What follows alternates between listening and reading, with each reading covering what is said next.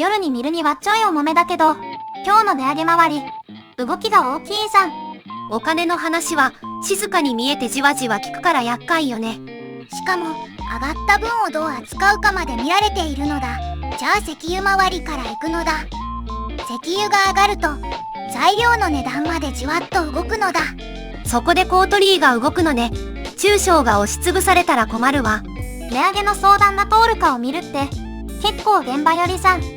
価格転嫁って上がったコストを最終的な値段にちゃんと反映させることなのだ。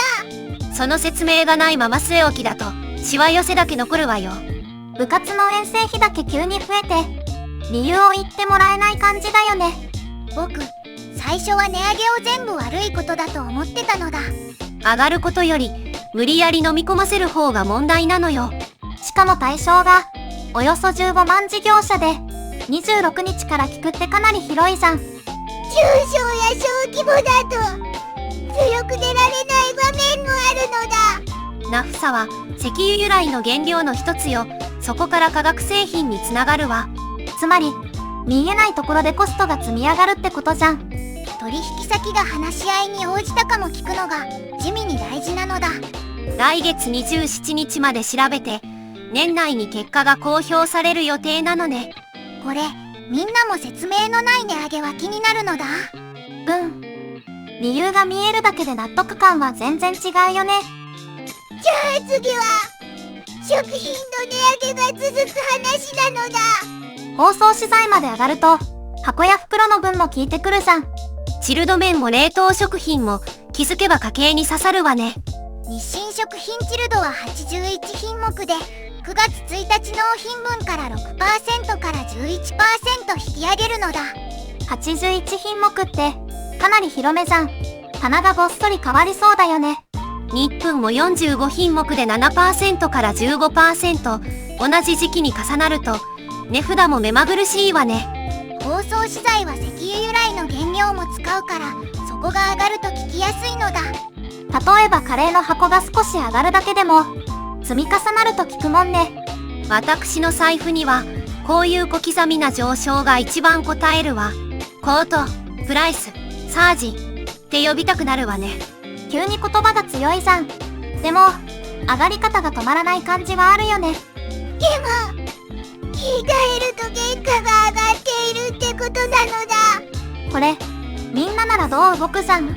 アーシは9月までに冷凍庫の中を1回見直すかも。最後はガソリンの値段の動きなのだ。車を使う人にはかなり見えやすい数字ね。0.2 円でも長く見るとじわっと効いてくるじゃん。全国平均は1リットル 169.7 円で170円くらいの水準が続いているのだ。政府の補助金があるから急に跳ねないで済んでいるのよ。激変緩和措置って急に跳ねないようにするクッションみたいなもんだよね。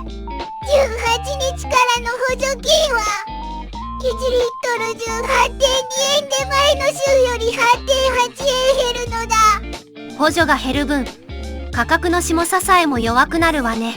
これみんなも今度どうなるか気になるじゃん。アーシもそこが一番引っかかるよね。輸入や原油の動き次第で揺れやすいから油断はできないわ。ガソリンって出かける人だけの話じゃないのだ。荷物を運ぶ車も使うから結局いろんな値段に広がるよね。だから食品の値上げともつながって見えるのよ。燃料の波が別の値札まで押してくるのだ。じわじわ来るやつじゃん。次の数字も見逃せないよね。中東の話が出たから今日は日本とイランのつながりを少し拾うのだ。イランって昔から関係あったの？公式に外交関係ができたのは1926年なのだ。第二次世界大戦中を除けば割と友好的に続いてきたのだ。へえ、そんなに長く続いているのね。もっと古くはシルクロード経由で影響を受けた美術品が日本に来ていたのだ。ルリハイやハクルリワンが知られているのだ。器の名前だけでもなんか綺麗じゃん。それに736年にはペルシャ人が日本を訪れた記録もあるのだ。俗に本記に出てくるのだ。今のニュースの裏にそんな昔の行き来があるのは面白いわね。値上げって一つの業界だけじゃ終わらないのだ。コメントで、どの値上げが一番気になったか教えて、概要欄のリンクも見てみてね。私はガソリンと食品の連動っぷりが一番気になったわ。また次回も気になる話を一緒に追うのだ。